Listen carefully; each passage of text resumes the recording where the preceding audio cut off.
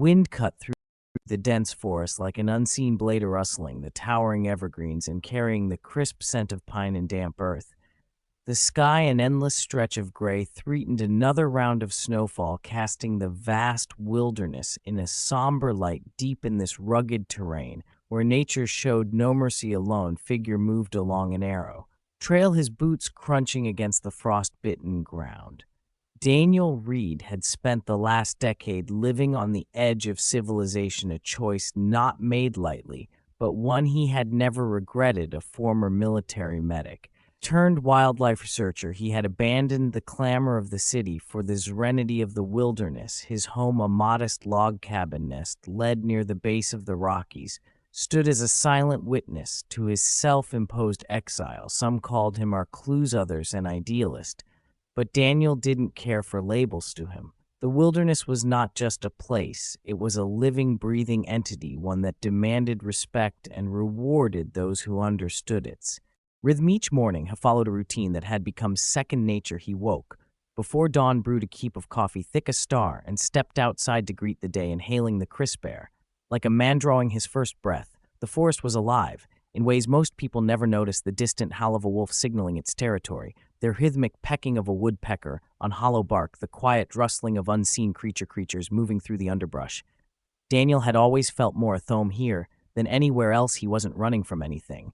At least that's what it told himself. The truth was more complicated. After years of war zones and emergency rooms where death was an unwelcome but constant companion, he had grown tired of fighting battles.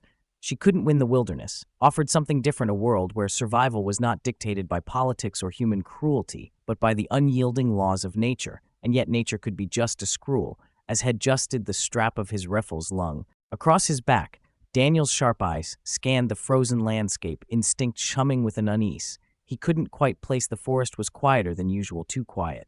The usual chorus of birdsong had vanished, leaving behind an eerie stillness that set this teeth-on jet, and cutting through the silence like a jagged wound came a sound that made his blood run cold, deep guttural groan, roar with agony. Daniel's breath hitched. He had heard plenty of animal cries in his time, but this was different. It wasn't the distant yelp of a coyote or the warning growl of a wolf. This was something bigger, something in pain. His grip tightened on his rifle. Whatever it was close, and it needed help. Daniel moved swiftly, following the source of the sound through the dense trees, his breath coming in visible clouds.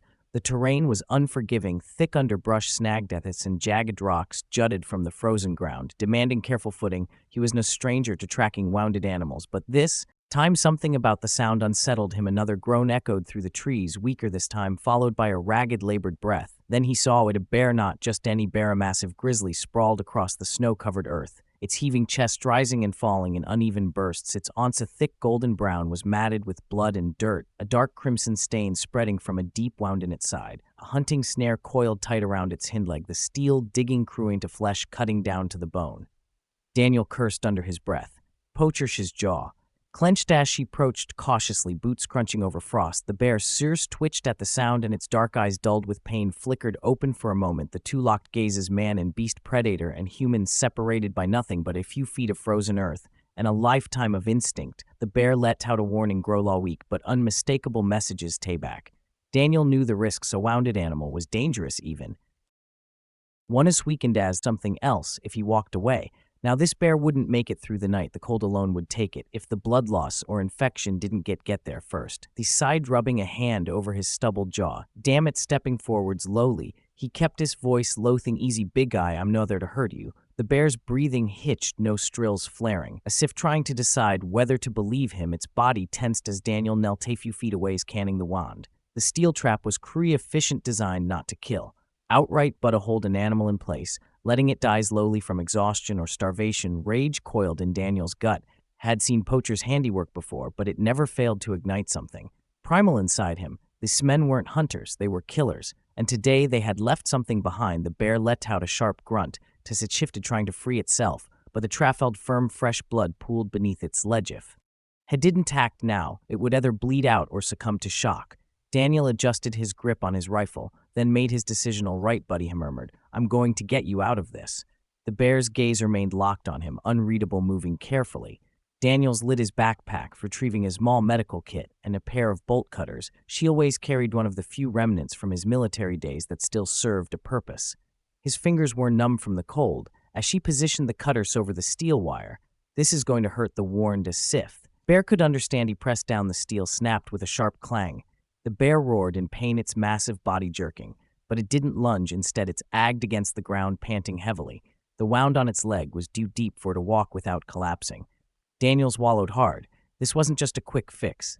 This bear needed serious help, and out, hair miles from any proper facility, there was only one person who could provide it. His gaze flickered toward the horizon. The cabin was at least 4 miles away. The bear wouldn't make it on its own note in this condition, and there was no way he was leaving it there vulnerable to scavengers or another group of poachers. That left only one option. "I must be out of my damn mind," Daniel muttered. Then he did something no sane person would ever consider. He grabbed hold of the bear and started walking. The first few steps were brutal. The bear was half conscious, its massive frame pressing against them. She struggled to keep them both upright. Every muscle in his body screamed in protest, but it gritted his teeth and kept moving. The icy wind cut through his jacket, but sweat slicked his back. She trudged through knees. Now 1 foot in front of the other, his breath came in ragged gasps, each exhale visible in the frigid air. The bear's weight was staggering, even in its weakened state. His boots slipped against a patch of ice, and for a moment they both went. Letata Turl Groniseth hit the ground, its body trembling from exhaustion. Daniel cursed, planting his hands against his knees. He could turn back, leave the bear behind. But when he looked at it, the slow rise and fall of its breath, at the way its blood darkened the snow beneath them, he knew that wasn't an option. So he did what he had always done. He picked himself up and kept going. The hours blurred together. His legs burned his visions with exhaustion, but the thought of stopping never crossed his mind. The bear's head lolled against this shoulder, its body limp. But still alive, he could feel their rhythmic thud of its heartbeat, slow but steady. The storm that had threatened earlier finally broke, and snowflakes drifted down from the sky, clinging to his lashes. As he pressed forward, the world around him was silent save for the crunch of his boots and the low rag breaths of the injured animal he carried. Then finally he saw at the cabin. A wave of relief crashed over him, but hadn't let himself slow down. Has stumbled toward the door, his strength nearly spent, and with one final burst of energy, had pushed inside, collapsing onto the wooden floor. With the bear still half draped over him, for a long moment, he simply lay there, his chest rising and falling in harsh and even breath. The warmth off the cabin was a stark contrast to the frozen hell he had just walked through. Then slowly he lifted his head, his gaze landing on the wounded bear beside him. It was alive, barely but alive, and now their real challenge began. Daniele on the wooden floor, his lungs burning, his arms trembling from exhaustion. The warmth off the cabin wrapped around him like a sequin skin, but his body was still numb from the relentless cold beside him. The injured grizzly remained motionless, its massive body sprawled across the floor. Its breathing was shallow but steady, a fragile lifeline, tethering it to the world for a moment. Daniel himself believed they had made it. Then reality set in. The bear was still bleeding, still weakened if hadn't acted fast. The very thing he had just risked his life for would die right in front of him. His muscles screamed in protest as she forced himself up. "We're all right, Big Eye," him muttered voice hoarse. "We're not done yet." Daniel staggered toward his supply cabinet, pulling out everything he might need: clean bandages, antiseptic, and needle and thread. His hands shook as she worked, both from the cold and from the knowledge of what he was about to do. Treating an injured bear in an open field was one thing. Treating it in a closed cabin where it could wake up and rip him apart a tiny moment was something else entirely. His mind wared with itself. "You should have left. This is insane." But another voice, one quieter yet far stronger, whispered back, "If you don't do this, it diest." The thought settled like a stone in his gut. Daniel grabbed a bottle of antiseptic and a strip of cloth and needed to clean the wound before infection set in. The snare had cut deep, exposing raw flesh and muscle. The sight made his stomach twist, but it pushed the feeling down. He had seen worse. Reached for the bear's injured legit, which a low rumbling growl vibrated through the cabin, so weak it barely carried, but it was a warning all the same. Daniel froze for several long, breathless seconds. She remained perfectly still, waiting to see if the bear would lash out. His finger shoved inches above the wound, his pulse thudding in his ears. Then slowly the growling faded. The bear's body relaxed, its breathing low and labored. It was too weak to fight them, but that didn't mean it trusted him. Danielle exhaled shakily and got to work. The antiseptic burned as she poured it over the wound, and the bear flinched violently, letting out a sharp grunt. Daniel gritted his teeth and worked as quickly as she could, dabbing at the wound with a cloth to clear the blood before stitching it closed. His fingers were methodical, moving with the precision of someone who had spent years patching up wounds in places far worse than this. He worked in silence, the only sounds in the cabin being the crackling of the fire and the steady rise and fall of the bear's breaths. By the time he finished, his body was slick with sweat, Despite the cold, he sat back staring at the bear's bandaged leg, exhaustion pressing down on him like a heavy weight. It wasn't a perfect fix, but it was enough now. All he could do was wait for hours. Daniel sat beside the bear, watching its slow, steady breath. His rifle rested within arm's reach, though he wasn't sure if he'd be able to use it. Even if he had to, he told himself he hadn't the right thing, that he had saved a life today, but had just signed his own death warrant. What happens when it wakes up? The thought with him kept him mun. Jeevanus exhaustion pulled at his limbs. Would it recognize him? Asked the one who saved it, or would instinct take over, turning him into nothing more than another threat to be eliminated? The bear was a wild animal. It didn't weigh him anything. Yet looking at it now, vulnerable in a way Noon had ever seen before, he couldn't bring himself to regret what had done. His fingers drifted to a long scar in his forearm, a reminder of another life, one filled with battlefields and emergency tents where saving lives had been. His purpose, maybe, it still was. Maybe that's why he had brought the bear here. Not out of logic, not even out of survival, but because deep down he wasn't ready to stop fighting. Not yet. The fire crackled, casting flickering shadows across the walls. Outside, the wind howled through the trees, but inside, all was till Daniel's eyelids grew heavy, his body demanding rest for the first time in years. He let himself close his eyes. When Daniel woke, it was still dark.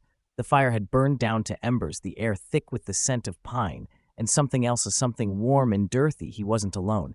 His breath hitched. The bear was awake. It was watching him, a silent, unmoving presence in the dim light, its deep brown eyes sharp and alert, locked onto him with an intensity that sent a shiver down his spine.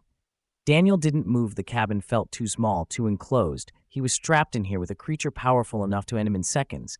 But the bear didn't attack. Its simply stared. Seconds stretched into eternity. Then a movement so subtle it almost went unnoticed. The bear did something Daniel never expected. It blinked as low, deliberate motion, and then just as slowly it lowered its massive head back onto the floor. Exhale, feeling a deep, shuddering breath. Daniel towed a breath of his own, his heart hammering against this ribs. That wasn't instinct, that wasn't fear, that was understanding. The bear knew he had saved its life. Their realization sent a strange, unexplainable feeling through Daniel's chest that had spent years in the wilderness, always on the outside looking and never truly a part of the world he had chosen to live in.